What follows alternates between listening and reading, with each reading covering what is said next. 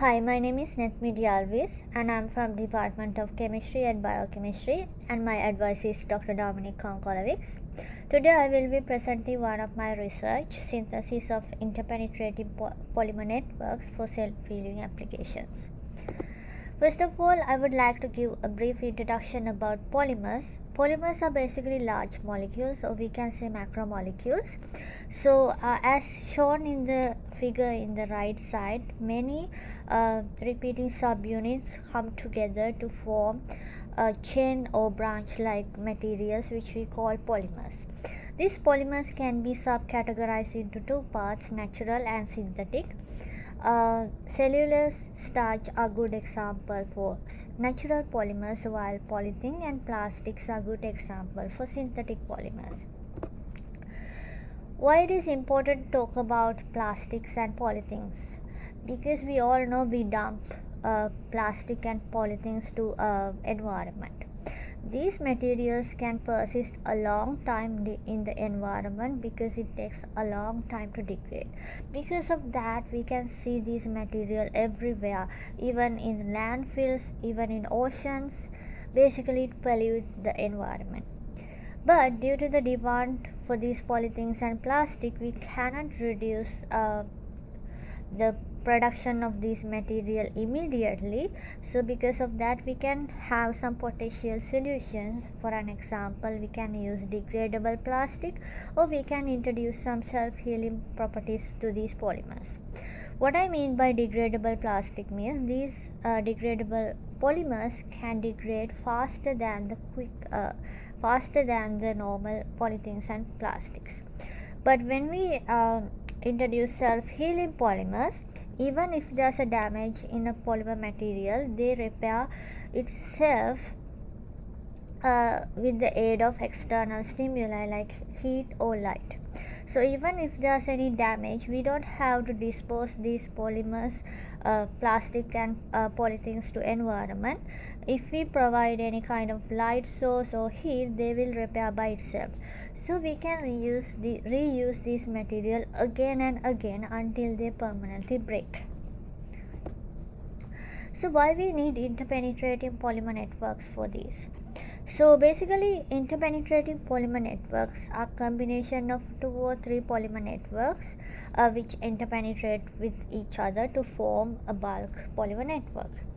So basically, if we use one kind of polymer networks, it might have certain useful properties, but it might have some disadvantageous properties as well. For an example, if we take a single polymer material that can show self-healing properties very well, but on the other hand, it can have creep deformation. What I mean by creep deformation is, think about a rubber band. If we pull the rubber band to a certain degree and release it, it will come back to its original position. But some polymers cannot do that because of the faster exchange in bonds. But if we mix these type of polymers with a polymer which has creep resistance, we can get self-healing properties and creep resistant properties in one material. So how do we make these polymers? Basically, I am making 2 type of polymers by rough polymerization. The green one is UPY polymer and red one is thiol polymer. So UPY polymer can form hydrogen bonding, while thiol polymers can form thiol-Michael bonds with the crosslinker. So when we mix these polymers with appropriate crosslinker, they make these interpenetrating networks. So the green symbols indicate the hydrogen bonding, and red and yellow symbols indicate the thiol-Michael bonding. So we do this in a Teflon mold. So once this material cross-link, we get nice dog bone shaped materials. So how do we test the self-healing ability of this material? In order to test the self-healing ability, we actually test their tensile testing. What we do is we attach this material to an instrument called Instron, and we pull this material until they break apart. So to test the self-healing ability, we make a cut in the middle of the dog bone and press them against until they touches their surface, and let them heal at elevated temperature around 70 or 80 degrees. And after a certain time, we again perform tensile testing to see their stress and strains at break. So let's talk about the chemistry. So here you can see red and green, those are dynamic bonds. So once we make a bond, these bonds also get cleaved, and if we heal this material at elevated temperature, these bonds can exchange again to regain their original properties. So these are some results that I have collected from this IPN material.